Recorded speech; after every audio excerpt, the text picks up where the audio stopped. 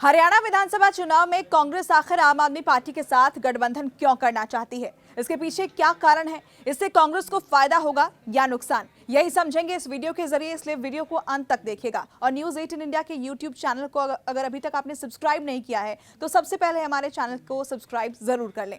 हरियाणा में अकेले विधानसभा चुनाव लड़ने का ऐलान कर चुकी कांग्रेस पार्टी अब प्रदेश के अंदर आम आदमी पार्टी के साथ गठबंधन कर सकती है। इसकी सुगबुगाहट तेज हो चुकी है। कांग्रेस पार्टी ने इसके लिए एक कमेटी भी बनाई है जो कि आम आदमी पार्टी से गठबंधन की संभावनाओं को लेकर चर्चा करेगी।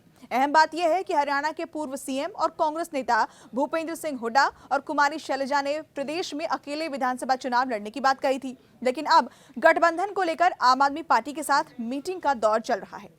दरअसल हरियाणा में सत्ता विरोधी लहर की वजह से कांग्रेस ने अकेले विधानसभा चुनाव लड़ने का ऐलान किया था।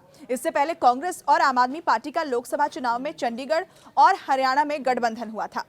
विधानसभा चुनाव के ऐलान के बाद से कांग्रेस पार्टी अकेले विधानसभा चुनाव लड़ने की बात कह रही थी, लेकिन अब कांग्रेस को लगता है कि हरियाणा में जेजेपी, इनेलो और आम आदमी पार्टी की वजह से वोटों का जो बिखराव है वो हो सकता है और ऐसे में कांग्रेस को डर है कि वोटों के बिखराव से नुकसान उसे ही होगा। कुछ सीटों का नुकसान अगर होगा तो कांग्रेस को होगा। चंडीगढ़ और हरियाणा में इससे पहले गठबंधन हुआ था। हाल ही में हुए लोकसभा चुनाव में कांग्रेस पार्टी ने आम आदमी पार्टी से हरियाणा और चंडीगढ़ में गठबंधन किया था। चंडीगढ़ में कांग्रेस को इसका फायदा भी हुआ और कांटे के मुकाबले में दोनों पार्टियों की साझा प्रत्याशी मनीष तिवारी की जीत हुई थी। इसी तरह से मेयर चुनाव में भी कांग्रेस और आम आदमी पार्टी एक साथ लड़े थे और दोनों पार्टियों का ही मेयर और डिप्टी मेयर चंडीगढ़ में बना था। पंजाब लोकसभा चुनाव में भी गठबंधन की वजह से दोनों पार्टियों को फायदा हो सकता था, लेकिन अलग अलग लोकसभा चुनाव लड़ा गया। हरियाणा लोकसभा चुनाव में कुरुक्षेत्र सीट आम आदमी पार्टी को दी गई थी, लेकिन ये सीट बीजेपी जीती, जबकि कांग्रेस ने कुल 5 सीटें जीती थी। कांग्रेस नेता कहते हैं कि ये सीट भी पार्टी जीत सकती थी।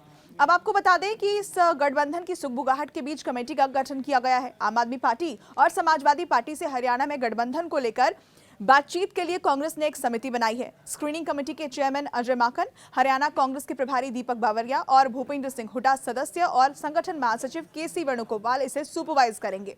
कांग्रेस सूत्रों के मुताबिक आम आदमी पार्टी को 5 और समाजवादी पार्टी को 1 सीट देने के लिए कांग्रेस तैयार है।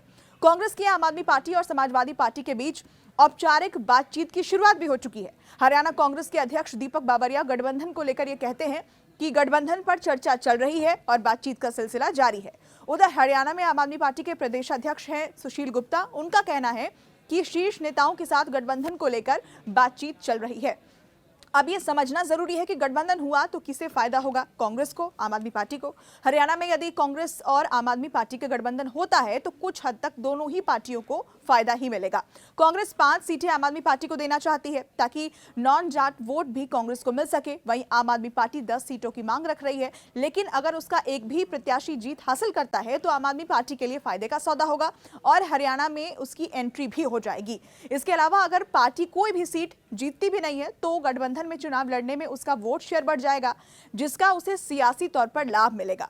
हालांकि आम आदमी पार्टी के लिए यह मुश्किल एक ये भी है कि हरियाणा में उसके पास कोई बड़ा चेहरा नहीं है जो कि अपने दम पर वोट हासिल करने का दम रखता हो, और यही वजह थी हुड्डा गठबंधन से इनकार वो कर रहे थे और शैलजा और हुड्डा ने इसे लेकर इनकार भी किया था। जब राहुल गांधी की तरफ से ये प्रस्ताव रखा गया तो उनकी तरफ से इनकार इस गठबंधन को लेकर देखा गया। हरियाणा विधानसभा चुनाव के लिए आम आदमी पार्टी से गठबंधन को लेकर पूर्व सीएम भूपेंद्र सिंह हुड्डा और कुमारी शैलजा हमेशा से ही इनकार करते रहे। दोनों नेताओं ने कहा था कि हरियाणा में कांग्रेस अकेले ही चुनाव लड़ेगी। वहीं कांग्रेस के दिग्गज नेता कैप्टन अजय यादव ने भी इस मामले को लेकर बयान दिया और कहा था कि मेरी निजी राय यह है कि आम आदमी पार्टी का हरियाणा में कोई जनाधार नहीं है, लेकिन राहुल गांधी इंडिया गठबंधन के तहत पूरे देश में आम आदमी पार्टी से गठबंधन की बात कह रहे हैं, जो सही है।